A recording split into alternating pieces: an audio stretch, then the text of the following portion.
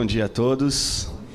Muito contente de poder, essa manhã, estar aqui nesse evento patrocinado pela distribuidora Genebra e pela Galeria Cultura Bíblica, e em parceria também com Edições Vida Nova, o que me deixa também muito contente. E para falar de um tema tão interessante, tão polêmico, espinhoso, não é fácil falar de política no contexto evangélico, é mais fácil falar no contexto secular, sem dúvida, mas no contexto evangélico, pela diversidade de opiniões e de sensibilidade para o assunto, não é tão fácil, não é tão simples, mas eu espero que Deus nos dê graça, nos dê sensibilidade para a gente trabalhar a nossa reflexão com tolerância, com amabilidade, com gentileza, que são atributos que eu acredito enobrecem a alma humana e fazem a gente entender que o caminho da reflexão sempre é um caminho que conduz a gente a um contexto de produtividade e não de inércia, de ficar parado numa questão simplesmente porque a questão ela é espinhosa. Então a gente vai nessa manhã pegar um pouquinho, pelo menos, esse touro pelo chifre. Mas antes, eu queria só indicar um livro que está aí disponível, do Tim Keller, Como Integrar Fé e Trabalho. É um livro muito bacana, principalmente pela abordagem que o Tim Keller propõe em relação ao trabalho. Vê o trabalho não como uma condenação do pecado do homem, mas o trabalho de uma perspectiva e de uma cosmovisão cristã como sendo algo que é bom, foi criado por Deus como toda a criação boa, mas que em face à queda guarda em si o que era para ser e não é, e que, portanto, precisa ser redimido. E que, portanto, o trabalho ele pode ser um dos meios pelos quais a gente pode servir a Deus. Ou seja, a gente não, para servir a Deus, a grande tese dele, a gente pensa que a gente deveria ficar na igreja ou cantar ou pregar. E essas seriam as duas únicas atividades que a gente poderia ter na igreja. Então, se você não canta bem, se você não fala bem, puxa, não vai dar para você servir o reino de Deus. Bom, ele prova nesse livro o contrário, que é possível servir a Deus com a profissão que você tem, com aquilo que você tem. Então, há salvação para quem estudou zootecnia, há salvação para quem estudou química, há salvação para quem estudou matemática. Tá certo? Então ele mostra exatamente nesse livro como esse dom, essa ciência que Deus te deu a possibilidade de estudar, aprender nesse mundo que você vive, como ela pode servir também para o reino de Deus. Então fica aí a dica do Tim Keller, Como Integrar Fé e Trabalho. O outro livro a gente vai falar bastante, que é esse livrinho aqui, Política Segundo a Bíblia, Princípios que todo cristão deve conhecer, do Wayne Grudem. A gente vai falar um pouquinho sobre ele. A nossa fala de hoje é uma reverberação da leitura desse livro. Obviamente, como qualquer leitor, a gente nunca compra o pacote inteiro, a gente faz análises do livro e a gente faz a análise do livro a partir dos pontos que a gente considera sendo fortes. E eu considero esse livro um forte candidato para a nossa reflexão, para amadurecer a nossa reflexão no contexto evangélico, principalmente porque o autor é um autor evangélico e tem muita competência para falar sobre o assunto, para levantar os problemas, para levantar as questões, e obviamente isso pode despertar em nós uma reflexão, que é o que eu gostaria de fazer nessa manhã com vocês. Eu queria começar, em primeiro lugar, levantando alguns pontos que o Wayne Grudem levanta nesse livro, e que são os pontos que a gente vai percorrer hoje aqui. Eu vou fazer uma primeira leitura rápida da tese do livro dele, de como ele faz a leitura da relação entre cristianismo e política, e obviamente a relação entre o cristão e a política, e depois lá para o final a gente faz algumas outras considerações sobre o que ele aborda nesse livro. O Grudem, ele começa apresentando 5 pontos de vista sobre a relação entre cristianismo e política. E esses 5 pontos que ele vai apresentar, que são pontos defensáveis, e que a gente pode encontrar em diversos ambientes, esses pontos não são os pontos que ele vai defender. São os pontos que ele não concorda, são os pontos que ele acredita não corresponderem à perspectiva bíblica que fundamenta essa relação entre cristianismo e política. Veja quais são os pontos. O primeiro deles, de que o governo deve impor a religião. Esse é o primeiro ponto que ele vai discordar e ele vai apresentar os motivos pelo qual ele discorda desse posicionamento. Ele também vai discordar, segundo ponto, de que o governo deve excluir a religião. Não é? Um terceiro ponto, de que todos os governos são perversos e demoníacos. Não é? Um quarto ponto, o de que o cristão deve se dedicar a evangelizar e não a fazer política. E um quinto ponto que ele vai rechaçar é o ponto em que defende que o cristão deve se dedicar a fazer política e não a evangelizar. Então esses vão ser os 5 pontos que o Gruden ele vai tentar colocar como sendo 5 pontos que tentam lidar com essa relação entre o cristão e a política, ou o cristianismo e a política, e que ele considera não corresponder com uma cosmovisão cristã, uma cosmovisão bíblica. Vamos ver o primeiro ponto. O governo deve impor a religião.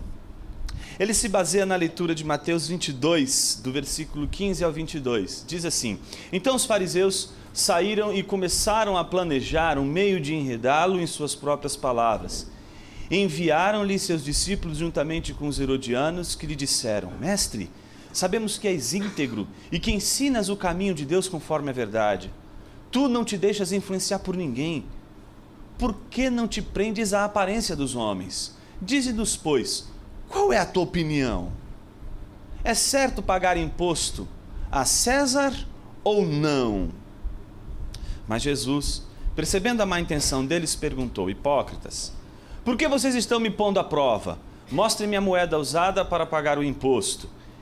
Eles lhe mostraram 1 denário e ele lhes perguntou: De quem é esta imagem e esta inscrição? De César, responderam eles. E ele lhes disse: Então, deem a César o que é de César e a Deus o que é de Deus. Ao ouvirem isso, eles ficaram admirados e, deixando, retiraram-se. Então, esse texto vai servir como base para o Gruden refutar essa ideia de que um governo deveria, portanto, impor a religião a todos aqueles que, de alguma forma, fazem parte desse governo.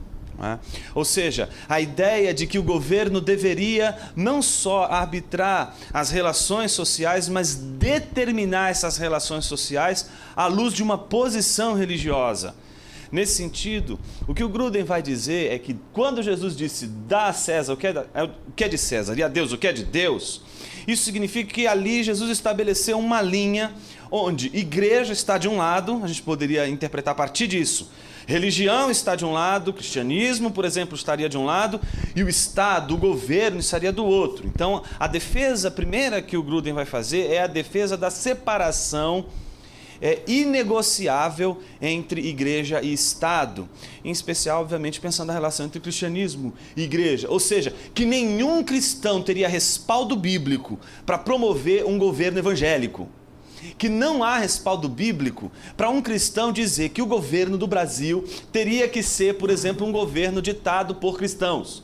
De que, portanto, a igreja e o Estado seriam duas coisas, duas esferas distintas e que não há possibilidade de termos um respaldo bíblico em que essas duas esferas elas pudessem ser justapostas ou confundidas, ao ponto de a religião, no caso a cristã, ser a religião que forçaria todos aqueles que fazem parte deste governo, dito um governo cristão, portanto, se tornarem cristãs. Ele tem uma citação que eu acho muito interessante com relação a esse tipo de posicionamento e que convém lembrar aqui. Olha o que ele diz: obrigar as pessoas a seguir uma fé não cristã, por exemplo, o hinduísmo na Índia ou o islamismo em muitos outros países, resulta com frequência na opressão dos cristãos e na tentativa de expulsar o cristianismo do país. Ou seja, ele lembra situações de outros estados que têm uma posição, um governo religioso muito forte e que todas as vezes que um cristão tenta viver nesse contexto, ele vai ser perseguido, ele vai ser inclusive martirizado, porque o governo é um governo que tomou uma posição religiosa muito forte. Então ele tenta mostrar como o posicionamento do governo em prol de uma religião, ele implica também dificuldades, inclusive para os cristãos. E aí ele vira a moeda. Olha o que ele diz. Em contrapartida, procurar obrigar as pessoas a se tornarem cristãs também tem a tendência de expulsar o verdadeiro cristianismo, pois remove da vida das pessoas a oportunidade de escolher voluntariamente seguir a fé cristã. Então, nenhum cristão tem respaldo bíblico, segundo a leitura do Grudem, para obrigar qualquer pessoa a se tornar ou a seguir a fé cristã. Porque obrigar uma pessoa a seguir a fé cristã já seria algo que, de alguma forma, negaria o princípio de que a fé cristã não pode ser uma fé imposta, mas ela tem que partir de uma vontade, de um movimento do coração. Portanto, a pessoa precisa desejar a fé cristã e não ser obrigada a se submeter, portanto, à fé cristã. Então, Deus não nos chamou para pegar em armas, colocar essas armas na cabeça das pessoas e dizerem: ou você se torna cristão, ou então você está eliminado do nosso contexto. Esse tipo de perspectiva, o Grudem vai rechaçar logo de cara, e por isso ele vai dizer: toda tentativa de um governo se juntar a uma perspectiva cristã, ou se tornar junto com a religião cristã, com o cristianismo, uma amálgama, uma só coisa, ele vai dizer, não tem respaldo bíblico, porque a própria palavra de Jesus já nos ensinou, dizendo: dai a César o que é de César e a Deus o que é de Deus.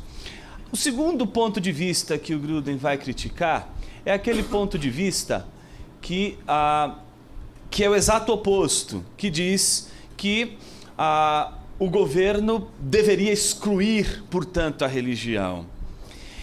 Ele vai lembrar que o fato de não ser bíblico você defender uma religião estatal, isso não significa que você, portanto, deva defender uma espécie de eliminação ou exclusão da religião no foro popular ou no foro público, ou reduzir a religião a uma mera questão de foro íntimo, onde o fato de você ter uma perspectiva religiosa impede você, portanto, de participar da discussão ou do debate na esfera pública. Não é? Ele lembra um outro ponto interessante nessa segunda parte, em que ele vai lembrar o seguinte: todo cristão, ele precisaria, do ponto de vista bíblico, já porque ele já partiu do pressuposto de que dai a César o que é de César e a Deus o que é de Deus, partir do pressuposto da defesa da liberdade religiosa.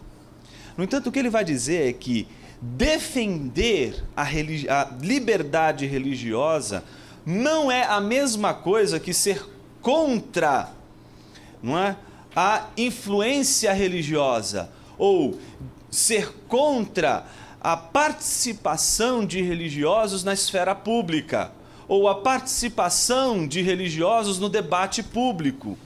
Então, o fato de você não impor a religião, isso não significa que, portanto, a religião deve estar fora do debate ou simplesmente rechaçada porque ela é uma mera religião e, portanto, ela não teria nada a dizer, nada a oferecer no debate, de relevante no debate político.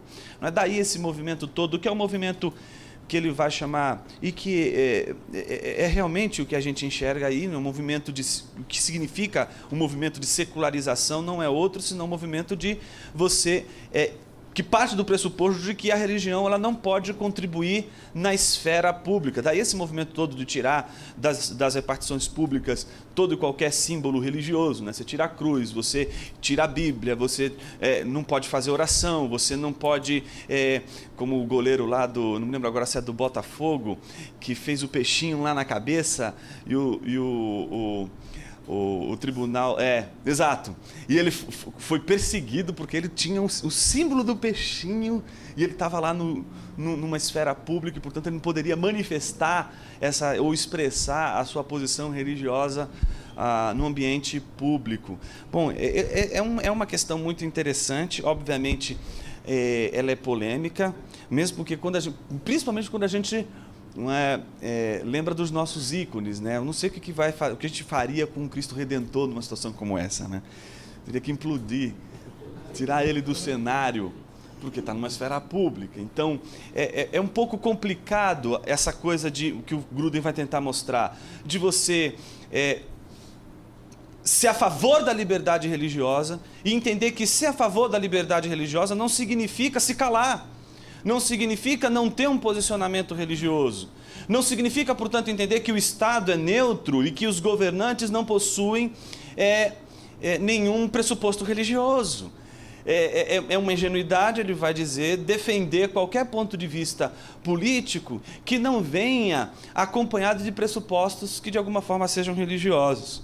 E aí eu lembrei de um texto, um daqueles livros que a gente não pode passar dessa vida para outra sem ler, dessa filósofa Hannah Arendt. Ela escreveu um livro chamado A Dignidade da Política. E tem vários ensaios aí interessantes, filosofia e política, e tem um que é filosofia e religião.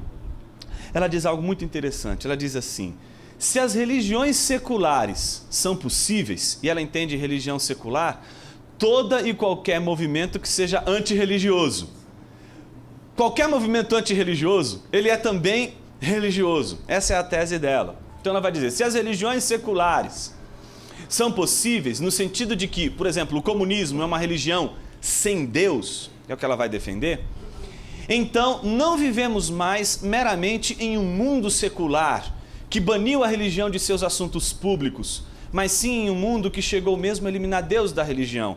Então, nesse aspecto é que a gente precisaria, e o Gruden levanta isso de uma maneira muito interessante, pensar o que estaria por trás de qualquer movimento que, em nome da liberdade religiosa, na verdade, não permitisse a liberdade religiosa e, ao mesmo tempo em que não permitisse a liberdade religiosa, o que de fato visaria era banir a própria religião de seus assuntos pessoais, de suas tomadas de posição. Ou seja, é um movimento que não só excluiria, o governo que não só excluiria qualquer perspectiva religiosa do debate público, mas entraria no foro da igreja, no foro da religião, para ditar as normas da religião e, para, se possível, banir da própria religião o Deus da religião.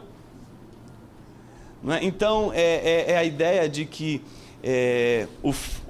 se a religião não pode também dominar, controlar de uma forma estatal as relações, o mesmo valeria para o governo. O Estado, nesse sentido, não poderia governar sobre os princípios religiosos, dogmáticos, doutrinários de uma religião.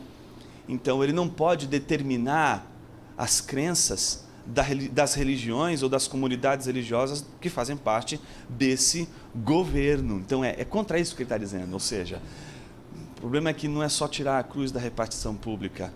O problema é tirar Jesus Cristo da própria igreja, é tirar a própria Bíblia da própria igreja, é tirar das mãos daqueles que defendem princípios bíblicos aquilo que fundamenta os seus princípios bíblicos, que seria a própria Escritura. Esse tipo de movimento que ele tenta chamar a atenção, que a gente deveria se preocupar, ou nos preocuparmos. Uma terceira posição, essa talvez seja a posição, eu considero mais pop no meio evangélico. Não é? Demonizar a política. Falou em política, você está endemoniado. Não é? Ou seja, quem defender esse tipo de posição está me vendo aqui como uma legião. Não é? Ou seja, eu estou aqui endemoniado com uma legião. Primeiro porque sou pastor, então pastor jamais poderia falar em política. É por essa mentalidade que hoje as pessoas pensam assim, ou você é pastor ou você é inteligente. Os dois ao mesmo tempo não dá. Exatamente por isso, porque pastor, por mais que ele seja contra, por exemplo, e aí eu compartilho dessa posição do Gruden, eu acho que igreja e Estado são duas coisas que têm que viver separadas. Tem que viver separadas, ponto final. Não dá certo esse contexto. Só que isso não significa que eu não possa falar sobre política. Deus tirou meu pecado, não tirou minha inteligência. Então eu posso falar no mundo da inteligência, eu posso falar no mundo da política. Por que não poderíamos falar no mundo da política? Por que não poderíamos falar sobre política? Por que não poderíamos falar... E aí não é só sobre política, é sobre arte, sobre cultura, sobre cinema. Porque é por isso que nunca se procura um evangélico quando as questões são mais legais na televisão, né? Como, por exemplo, cultura, política, aí se procura um psicólogo, se procura um sociólogo, mas teólogo? Que bicho é esse? Que bicho é esse? Enfim, ele fala um pouco sobre esse espírito, e talvez essa maneira de ver os evangélicos como seres não politizados, como gente que não pensa política, que está pouco se lixando com a política, que vota porque o cara é bonitinho, não é? Essa maneira de pensar, ela também pode ser resultado de um movimento dentro do próprio contexto evangélico, de negação ou de demonização da relação do cristão com a política. Como se qualquer cristão que abrisse a boca para falar sobre política, ele já estivesse sob os auspícios de Beelzebul. E aí ele levanta um livro que é do Greg Boyd, não é? O mito da nação cristã. Ele tem uma tese que o Gruden vai reconstruir nesse terceiro ponto, que é a seguinte: ele se baseia em Lucas, capítulo 4, versículos 5 a 7. O diabo, que é a tentação de Jesus, o diabo levou a um lugar alto e mostrou-lhe, num relance, todos os reinos do mundo.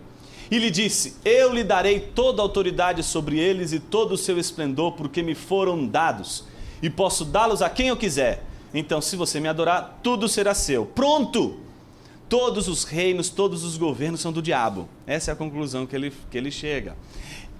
A defesa dele é de que, em termos funcionais, Satanás é o diretor executivo de todos os governos da terra. O que o Gruden vai levantar com relação a essa perspectiva é de que é a única vez que se defende que Satanás tem autoridade sobre os reinos, não é? E por incrível que pareça, é o pai da mentira que está dizendo isso. Então ele começa a desmontar esse artigo, essa maneira de pensar a partir desse pressuposto, de que, em primeiro lugar, e a gente vai ver daqui a pouco, não é, dois textos que ele vai se basear, que são fundamentais, de que toda autoridade é constituída por Deus. Então não existe governo, não existem tronos, não existem potestades que não sejam governadas e não tenham o seu poder derivado do consentimento e da vontade divina. Não é? Um dos textos que a gente não poderia jamais esquecer, e você não poderia passar dessa vida para outra sem ler, Daniel capítulo 1, a Bíblia diz, e Calvino, quando escreve o comentário a essa passagem, ele faz a gente notar exatamente esse ponto. O que o autor do livro de Daniel quis mostrar para os seus leitores? O Senhor Deus entregou nas mãos de Nabucodonosor. Ou seja, quem foi que entregou o povo nas mãos de Nabucodonosor? Foi Deus, não foi Nabucodonosor que tomou o povo e derrubou o templo. O que ele tenta mostrar é que até mesmo aquele governo e aquele reino que tomou o povo de Deus, tomou pelas mãos de Deus e o consentimento da autoridade de Deus. Então é entender isso na sua radicalidade, de que todos os governos e todos os reinos, então, se estão sob os auspícios de Deus, então a gente não poderia jamais pressupor que o governo é coisa do diabo, não é? O que o Satanás está sentado lá em Brasília. Tem um monte de demônio, tá certo? Mas... que poderia ser lançado nos lugares mais áridos, mas deixa isso para lá. O quarto ponto que ele vai discordar, que é aquela ideia de que deveríamos evangelizar e jamais nos preocuparmos em fazer política. De que o cristão não deve se envolver com política e que o chamado dele é pregar o evangelho. Ele vai recuperar aquela noção que muitos de nós aqui estamos acostumados a ouvir lá do Congresso de Lausanne, que é a ideia do evangelho todo. Ele vai recuperar a noção do evangelho todo, exatamente para fundamentar a ideia de que a evangelização não elimina a nossa responsabilidade pública, a nossa responsabilidade como cidadãos. Ele vai se pautar num texto do John MacArthur, e aqui eu queria fazer uma observação. Eu ainda estou inseguro com relação às opiniões que ele faz deste livro do John MacArthur. Eu acredito que o John MacArthur ele tem uma outra perspectiva que eu acho diferente da que o Gruden constrói sobre ele. Mas admito que, a partir das teses que o John MacArthur defende nesse livro, né? Porque o governo não pode salvar você, de que pode levar a este entendimento. Qual o entendimento? De que a gente não precisa se envolver com política e que a nossa questão é só a pregação do evangelho. Talvez, se a gente ler com um pouquinho de atenção esse livro do MacArthur, a gente entenda qual é de fato o ponto dele, de que ele não está dizendo que o cristão ele não deva fazer política, mas não é, ele vai dar ênfase àquilo que a gente não poderia perder de vista. Mas enfim, deixando isso de lado, que eu acho que é uma outra discussão, que aí é se a interpretação do Gruden de fato corresponde ou não com o que o John MacArthur defende nesse livro, o fato é que ele chama a atenção dessa ideia de fazer a pregação ou evangelização seria antagônico, portanto, a fazer política. Olha o que ele vai dizer. Deus não chama a igreja para influenciar a cultura ao promover legislações e decisões judiciais que favoreçam um ponto de vista bíblico. Essa é a ideia do John MacArthur, ele tira esse texto exatamente do livro de John MacArthur. O uso de métodos temporais para promover mudanças legislativas e jurídicas não é nosso chamado e não tem valor eterno. Quando a igreja assume uma postura que enfatiza o ativismo político e a moralização social, ela desvia energia e recursos da evangelização. Então, o que ele tenta mostrar, o Gruden, todo o esforço dele nesse capítulo, nesse tópico que ele vai criticar essa relação governo-igreja e que essa perspectiva de que, olha, essa relação não cai bem porque a missão da igreja é evangelizar. Esse negócio de fazer política não nos diz respeito. Ele diz que isso não faz sentido porque uma das implicações do evangelho e do cristianismo é, no mínimo, fazer o bem. E se o cristão tem a obrigação de fazer o bem, independente de quem seja, então isso significa que o cristão tem que se envolver com questões políticas para fazer o bem. Então uma coisa não elimina a outra. Ele vai criticar, portanto, aquela ala mais conservadora e que vai dizer o seguinte, olha, o cristão não pode falar em política. Não é? Veja, o fato dele defender de que o cristão não pode se calar diante das questões políticas, não significa que a gente deve fazer da igreja um curral eleitoreiro ou fazer da igreja um palanque para que candidatos eles possam fazer a sua defesa do voto. Não é disso que ele está dizendo. O que ele está dizendo é o cristão, de alguma forma, se envolver com as questões públicas, se envolver com a responsabilidade social. Então, nesse aspecto é que o Gruden vai chamar a atenção de que, embora ele concorde que a evangelização é primordial, ela não elimina a nossa responsabilidade pública. Essa é a tese dele. O mesmo vai valer para a posição que seria contrária, a quinta e última posição que ele vai criticar, que é fazer política sem pregação. E aí ele vai fazer uma crítica àquela linha dentro da igreja, principalmente a igreja evangélica, que reage contra essa posição mais dita e concebida conservadora. Não é? Se é conservadora ou não, isso é uma outra discussão, mas ela é concebida como conservadora. Então, a melhor maneira de lidar com essa questão e fazer com que as pessoas, o evangélico, perceba que ele tem um papel para exercer na sociedade, que ele não pode ficar entre as quatro paredes da igreja, é se envolver com a política.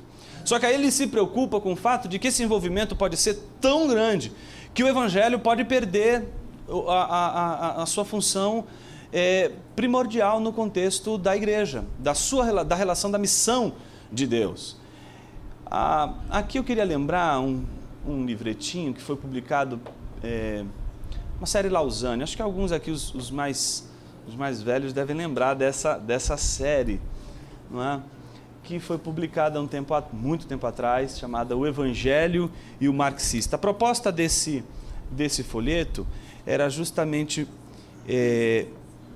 mostrar a importância de comunicar o evangelho para o marxista, ou seja, se via o marxista como, e o exemplo que o livro dá, que a própria Comissão de Lausanne dá para esse movimento, é de que assim como você evangeliza um muçulmano, você evangeliza também um marxista, porque ele parte do pressuposto de que o marxista, por natureza, por abraçar o materialismo dialético, ele seria um ateu.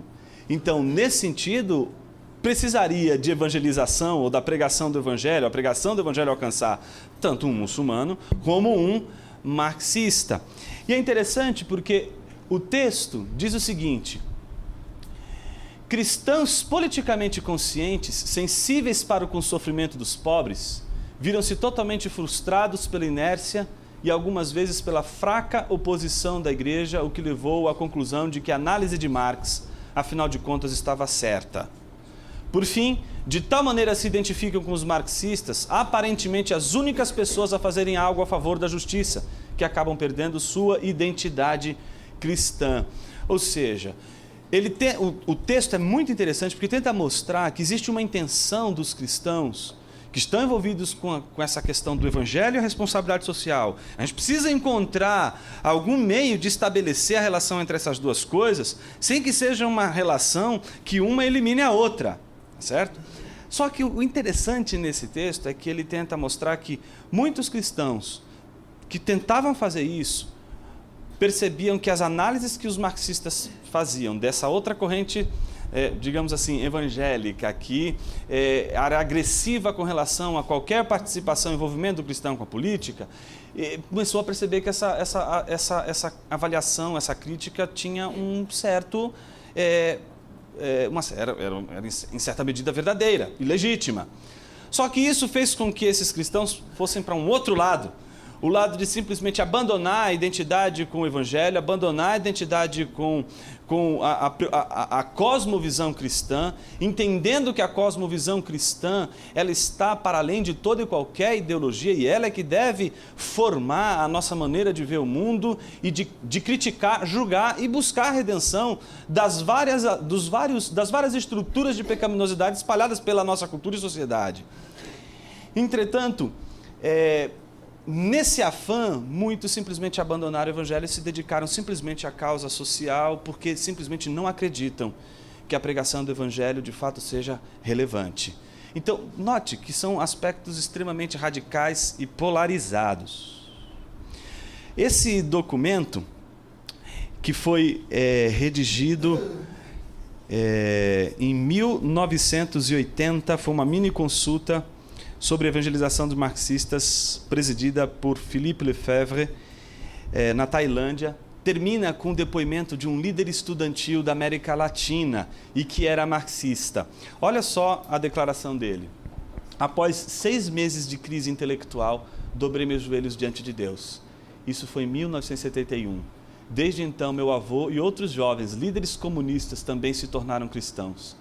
A reação imediata de meu irmão diante da minha conversão foi: isso é ridículo. Não é? Contudo, 3 anos mais tarde, ele também se converteu e agora é pastor.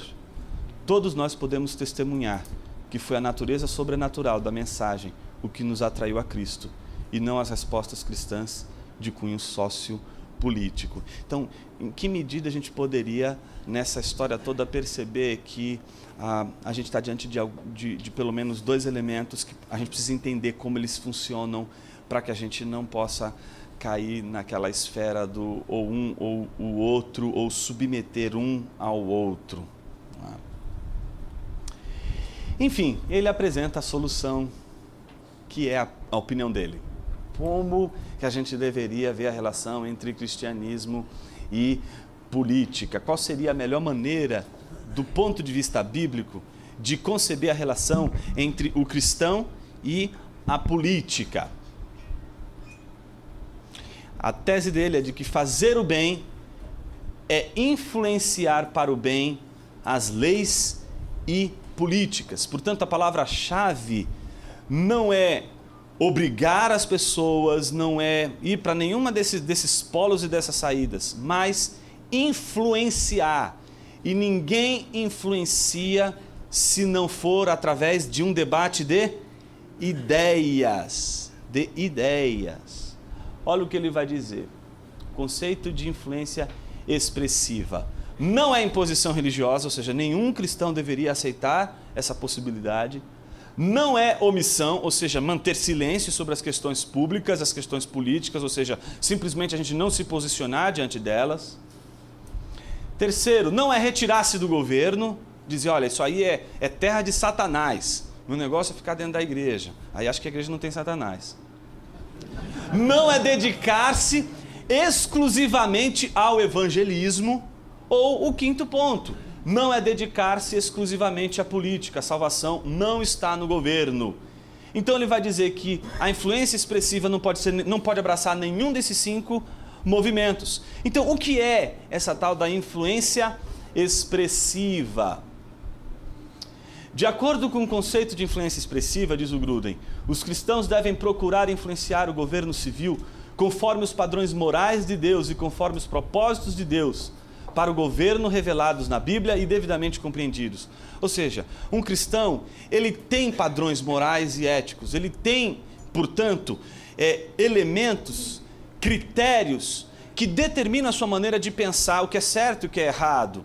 Ou seja, o papel dele é de influenciar as pessoas numa sociedade pluralista, em que existe a diversidade, não é, de opiniões, em que a diversidade de opiniões não significa que isso engesse o debate e não engesse, portanto, a persuasão, a prática da persuasão. No ambiente pluralista, em que a prática da persuasão não é uma prática baseada na violência ou a partir das armas, mas a partir do debate de ideias, o cristão que tem uma cosmovisão cristã, que tem uma forma de pensar cristã, que tem critérios para falar sobre arte, cultura, cinema e política, ele também pode entrar no debate da esfera pública, colocar suas ideias, colocar as suas opiniões e buscar nada mais, nada menos do que a persuasão, persuadir as pessoas, mostrar para as pessoas que pelo menos o ponto de vista cristão em relação à cultura, à sociedade, política, tem o seu espaço, tem a sua relevância. A pergunta é, quantos de nós conhecemos políticos evangélicos com essa competência? A nossa situação é tão brutal que se o cara, você falar para um desses políticos quem é Montesquieu, ele vai pensar que é um pintor francês, e se você falar sobre a teoria dos 3 poderes, ele vai achar que é alguma doutrina da Trindade inventada pelo Gruden. Tamanha é a ignorância em termos de assuntos políticos, mas o que se procura?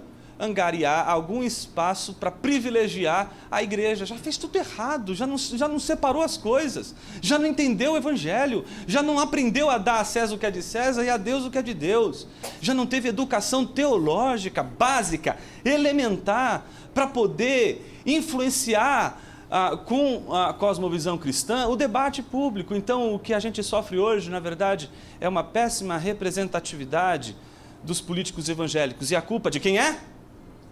Nossa, da igreja, que só sabe produzir cantor, músico e orador. E alguns oradores péssimos. Só sabe fazer isso. Que igreja você conhece que preparou um missionário para ir para a Indonésia e levou 7 anos para preparar o cara e o cara foi uma bênção lá. Eu conheço muitas. Pergunta que eu te faço é: quantas igrejas você conhece que preparou um cientista político, que pegou um jovenzinho lá da igreja, da comunidade base, mas um moleque inteligente, e disse assim: olha, você quer saber de uma coisa? A gente vai investir em você, porque a gente quer que você seja um cientista político, que você entenda sobre política, filosofia, história, geografia, química, física, para que a gente possa povoar as universidades, para influenciar as universidades com a cosmovisão cristã, para as pessoas entenderem que a gente não está ali para entregar um folhetinho dizendo pare de sofrer, que a gente está ali porque a gente tem inteligência e tem saídas muito inteligentes para o problema da pobreza, para o problema da corrupção, para o problema da própria legislação tributária, uma série de assuntos que a gente poderia entrar, trabalhar. Mas cara, a gente precisa, assim como a gente respeita anos trabalhando, investindo no missionário para ele ir na Indonésia e acertar o alvo, para que um cara não faça nenhuma coisa que atrase 10 anos de missão, a mesma coisa a gente precisaria fazer na nossa cultura. A mesma coisa a gente precisaria fazer na nossa cultura. Somos péssimos missionários intraculturais. A gente é expert em formar os nossos guetos, nos protegendo da política e do mundo. E uma maneira diabólica de nos proteger da política é simplesmente nos afastando, nos enfiando dentro do nosso gueto e construindo hospital evangélico, colégio evangélico, roupa evangélica, guitarra evangélica, porque tem que ser uma guitarra evangélica, uma bateria evangélica. Está entendendo? Enquanto a gente não sair dessa mentalidade pequena e que não faz a gente enxergar a amplitude do reino de Deus, que, como dizia Kuyper, que era um pastor, foi primeiro-ministro, fundador da Universidade Livre de Amsterdã, não é? Um homem que escreveu sobre teologia e política, que é considerado um dos juristas mais importantes do direito holandês. Esse pastor, ele dizia o seguinte: não existe 1 centímetro quadrado da existência humana que Cristo, o soberano, não diga, é meu. Então não existe esfera da cultura que você, com a cosmovisão cristã, não possa operar e não possa mostrar a beleza da cosmovisão cristã. Para concluir, as leituras de 2 textos que ele se fundamenta. Todos devem sujeitar-se às autoridades governamentais, pois não há autoridade que não venha de Deus. As autoridades que existem foram por ele estabelecidas. Portanto, aquele que se rebela contra a autoridade está se colocando contra o que Deus instituiu. E aqueles que assim procedem trazem condenação sobre si mesmos, pois os governantes não devem ser temidos, a não ser pelos que praticam o mal. Você quer viver livre do medo da autoridade? Pratique o bem e ela o enaltecerá, pois é serva de Deus para o seu bem. Mas se você praticar o mal, tenha medo, pois ela não porta a espada sem motivo. É serva de Deus, agente da justiça para punir quem pratica o mal. Portanto, é necessário que sejamos submissos às autoridades, não apenas por causa da possibilidade de uma punição, mas também por questão de consciência. É por isso também que vocês pagam imposto, pois as autoridades estão a serviço de Deus, sempre dedicadas a esse trabalho. Deem a cada um o que lhe é devido. Se imposto, imposto. Se tributo, tributo. Se temor, temor. Se honra, honra. Romanos 13. E o último texto que faz parte da fundamentação dele, de que a gente deve influenciar expressivamente a política, porque uma das teses bíblicas é de que o cristão deve fazer o bem, portanto, influenciar a cultura é fazer o bem. Ele conclui dizendo, por causa do Senhor, com base em citando o texto de 1 Pedro 2, por causa do Senhor, sujeitem-se à autoridade constituída entre os homens, seja ao rei como autoridade suprema, seja aos governantes como por ele enviados, para punir os que praticam mal e honrar os que praticam bem. Pois é da vontade de Deus que, praticando o bem, vocês silenciem a ignorância dos insensatos. Vivam como pessoas livres, mas não usem a liberdade como desculpa para fazer o mal. Vivam como servos de Deus, tratem a todos com devido respeito, amem os irmãos, temam a Deus e honrem o rei. É isso. Muito obrigado. E agora a gente abre para as... É isso mesmo.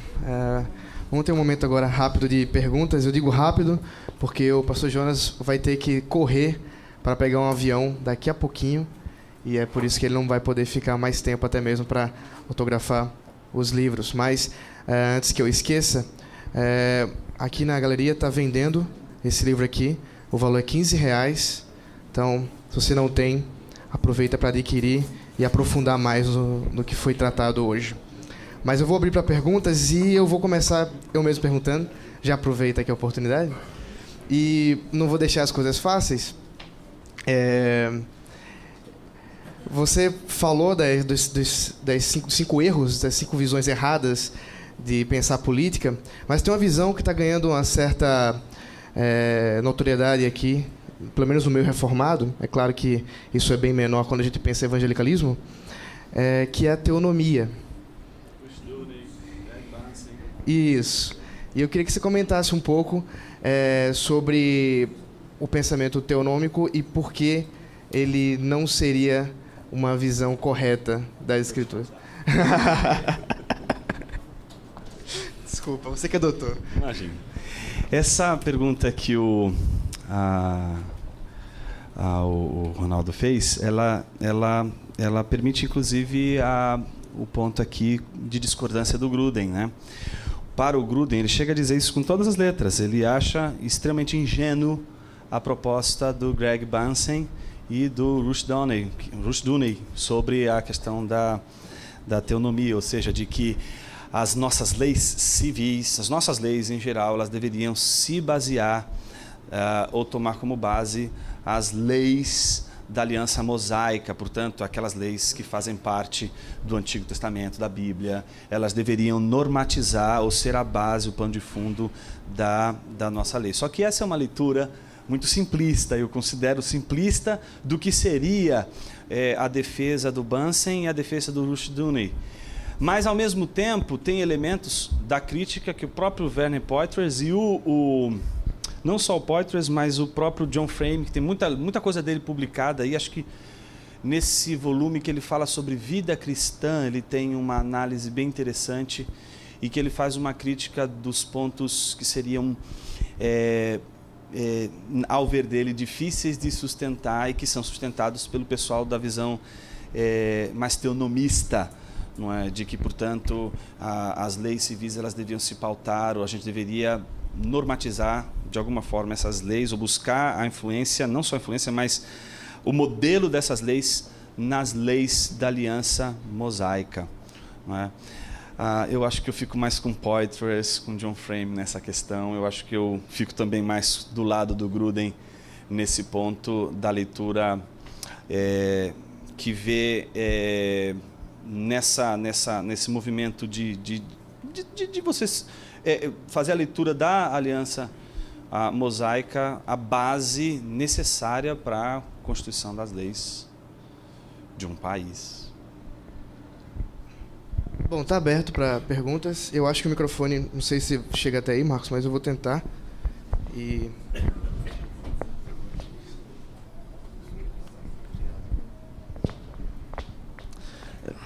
Pastor, qual o conselho prático que o senhor daria de como o cristão pode expressar opiniões políticas equilibradas sem tornar as posições de esquerda ou de direita em ídolos conceituais? Opa, vou poder continuar a palestra. Muito obrigado. Essa pergunta me dá ensejo para falar a outra metade da palestra que eu não consegui dar. Esse livro vai sair por Edições da Nova, né? Chama-se Visões e Ilusões Políticas, né? Escrita por Coitzes, um livro muito interessante. E ele diz o seguinte: a primeira coisa que um cristão tem que saber é que ele está comprometido com a cosmovisão cristã, de que ele não pode tentar encontrar salvação em nenhuma posição política, seja ela o conservadorismo, seja ela o liberalismo, seja ela o nacionalismo, seja ela o socialismo, está entendendo? Todas essas visões políticas, elas podem e devem visar o bem, não é? Porque é o que elas buscam, mas elas buscam a partir de princípios que são diferentes do da cosmovisão cristã. Então ele faz uma apresentação de todos esses posicionamentos políticos, depois diz quais seriam os outros dois. Um é de corte católico, que segue lá a linha do Marechal, e a outra que vai seguir a linha dos neocalvinistas, e aí não são os neocalvinistas ligados ao que a gente entende hoje, que é o Piper, enfim, não é? Mas são os calvinistas holandeses, né? Kuyper, não é? O Goodsvar na economia, enfim, essa turma, não é? E que aí a gente teria duas posições baseadas na cosmovisão cristã e que não se identificariam 100% nem com o conservadorismo, por exemplo, e nem com o socialismo. Para pensar nos dois pontos que você colocou, eu acho que esse debate sobre direita e esquerda ele é muito complexo, não é? A gente precisaria perguntar o que é direita, o que é esquerda, não é? Às vezes você pode perguntar para uma pessoa o que é a direita, você fala, bom, depende de onde eu estou sentado. Aí a pessoa vai, não é? Ela pode pensar fisicamente, outros vão pensar do ponto de vista político. Do ponto de vista político, nossa, o que é para um é de direita, o outro não é de direita, enfim, é complexa a situação. E eu acho muito pobre essa reflexão quando você põe apenas a discussão entre direita e esquerda. Eu acho que a gente está vivendo um contexto de uma complexidade que pede para que a gente pense de uma maneira melhor sobre o que seria isso. Mesmo porque no nosso país a política não dá para ser pensada dessa forma, nem do ponto de vista formal, partidário. Não teria esse posicionamento, por exemplo, de direita, não é, bem representado. Tem falsamente representado, não é, erroneamente ou equivocadamente representado, mas ele representado acho que seria difícil, principalmente partindo do que eu estou entendendo por direita. Tem um artigo, eu não sei se o Sérgio vai lembrar, foi publicado agora pelo André, foi publicado está no site Teologia Brasileira, é o André Venâncio. É um artigo dele onde ele levanta a complexidade dessa discussão que eu aconselharia muito a ler. Mas, enfim, só para concluir, olha o que ele vai dizer. Toda visão está sujeita à distorção. Todas as visões políticas, portanto, estão sujeitas à distorção. E como um cristão, ele tem que perceber que cada visão política ela pode se tornar um ídolo. E quando ela se torna um ídolo, você está acreditando que vai ser salvo por aquele ídolo. Não é?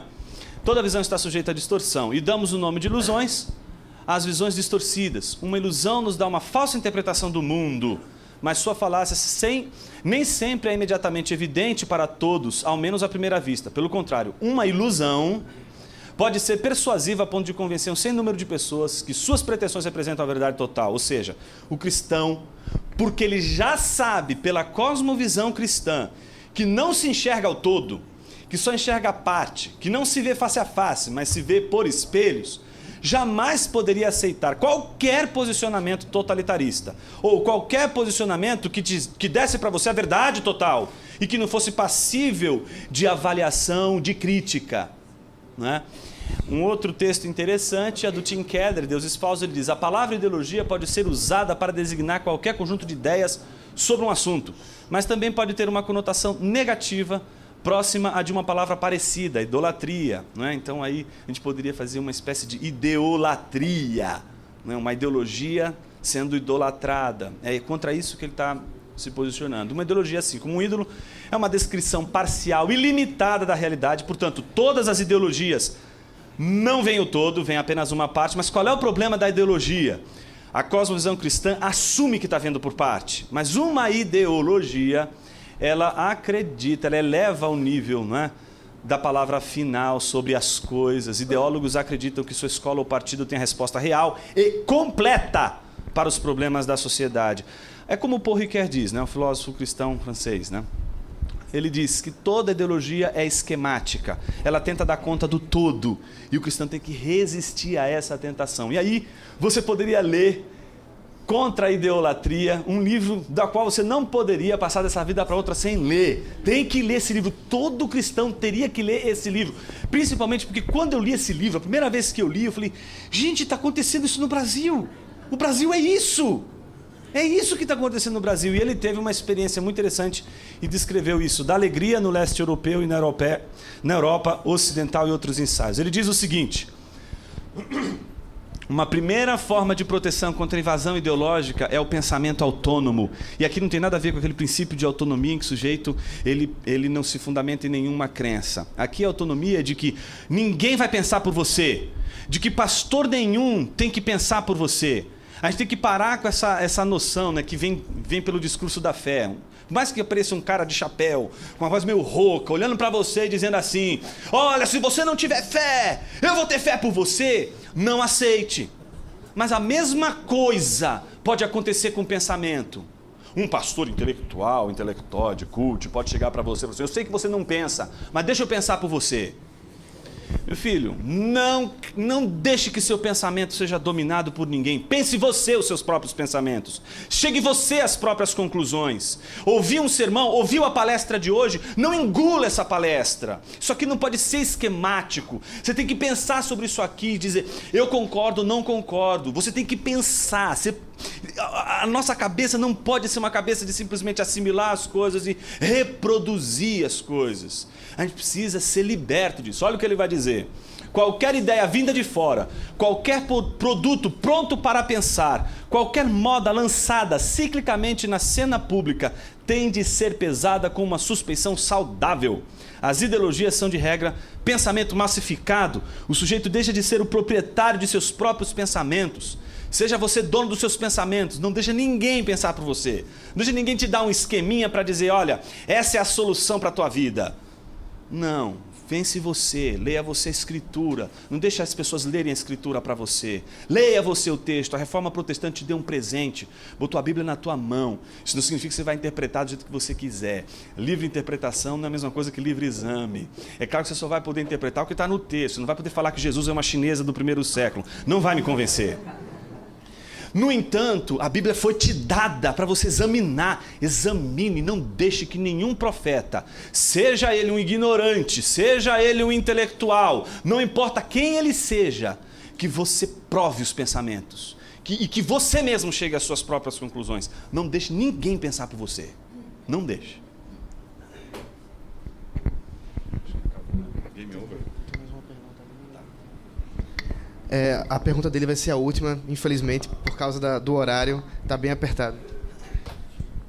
Professor, pastor, em cima do texto que o irmão falou de Romanos, a submissão às autoridades, fico pensando na ditadura militar no Brasil e o silêncio da igreja, dentro desse contexto que o irmão falou. E também Bonhoeffer, no nazismo, o posicionamento dele de participar da conspiração contra Hitler. Como é que a gente pode encaixar essa submissão e, de repente, esse texto não é o que embasa a falta de ativismo da igreja, né? Tem que aceitar tudo como autoridade instituída por Deus. Muito boa a sua pergunta. Não é? A pergunta é se a gente pode, se existe em algum momento uma desobediência justificável ao Estado. Não é? Sobre o Bonhoeffer tem uma história interessante. Um dia eu estava sabe essas discussões de Facebook, né? Todo mundo é doutor no Facebook, né? Aí estava lá uma discussão daquelas cabeludas, e eu dificilmente entro em discussão no Facebook, dificilmente. Eu fujo como o diabo foge da cruz. Tem gente que faz isso muito bem, eu não faço muito bem, então eu simplesmente só, às vezes, assisto a discussão. E aí teve uma discussão que era muito interessante. Era uma discussão sobre como pode Bonhoeffer ter sido um pastor, sido crente e planejar a morte de alguém. Que grande pecado esse homem cometeu. Aí veio um carinha do nada, assim, um cara ele não estava na discussão, ele apareceu do nada, cara de paraquedas, simplesmente colocou embaixo: pecado foi ele não ter conseguido.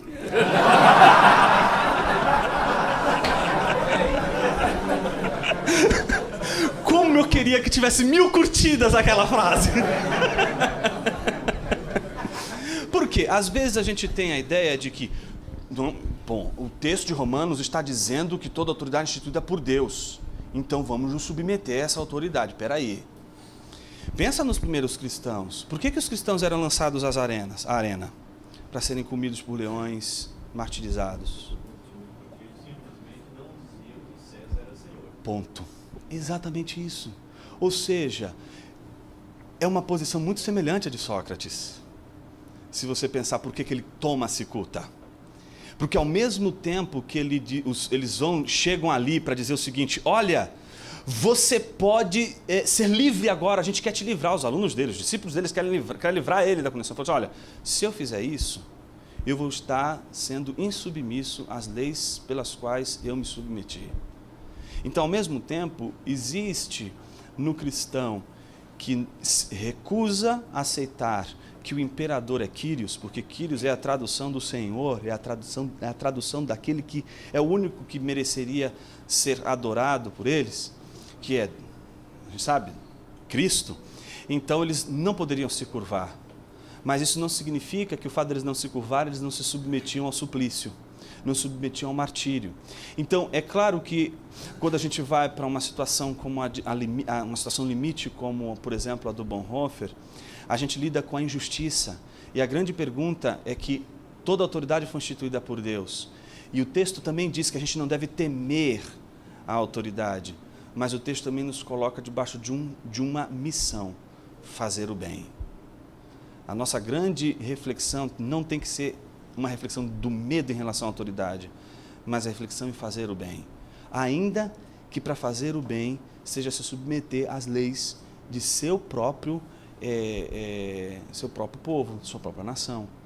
Então, em outras palavras, o que eu estou dizendo é que a gente não pode simplesmente partir do pressuposto que diz toda autoridade foi instituída por Deus, então o cristão ele não pode pensar contra o Estado.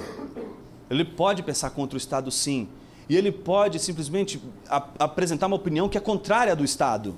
Isso não significa, portanto, que ele vai ser insubmisso ao Estado. E aí o exemplo do Bonhoeffer é maravilhoso, porque muitos teólogos simplesmente saíram da Alemanha, e é fácil lutar contra os alemães fora da Alemanha nazista.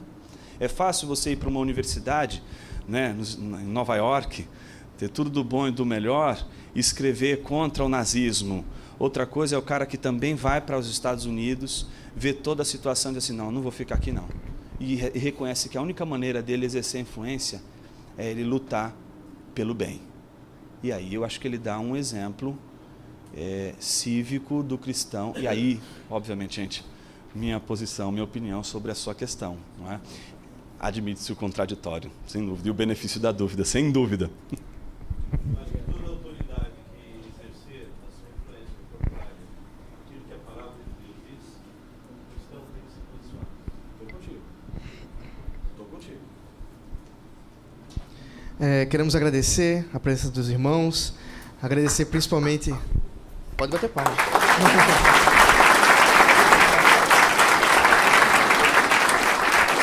Agradecer ao pastor Jonas por ter se disposto a trazer luz a um tema tão complicado que com certeza demandou talvez mais dúvidas. Resolveu algumas, mas trouxe outras que não se tinha pensado e que com o tempo, com reflexão, com estudo, espero que os irmãos possam dirimi-las. Mas eu queria orar também, orar pelo nosso país, pela nossa política. E eu queria pedir ao pastor Jonas fazer isso, pensando no que vem à frente. Pai querido, nós nos reunimos em Teu nome, Senhor. Não como cristãos fora do mundo, porque o Senhor nos fez peregrinos em terra estranha. Sabemos que nosso mundo é outro mundo e que o nosso reino é outro reino. Mas o Senhor também nos disse, não me peçam para que eu os tire do mundo, mas sim para que eu os livre do mal. E a nossa oração nessa manhã é: livra-nos do mal, Senhor. Do mau cristianismo, das más reflexões, dos equívocos, da maneira equivocada de ler o Evangelho, da maneira equivocada de ler a política, da maneira equivocada de ler a cultura. Sobretudo, dá aos nossos corações a mansidão de Jesus, mas também nos dá autoridade para falar as verdades do Teu Evangelho com a convicção que Ele merece por ser aquilo pelo qual o Senhor nos salva.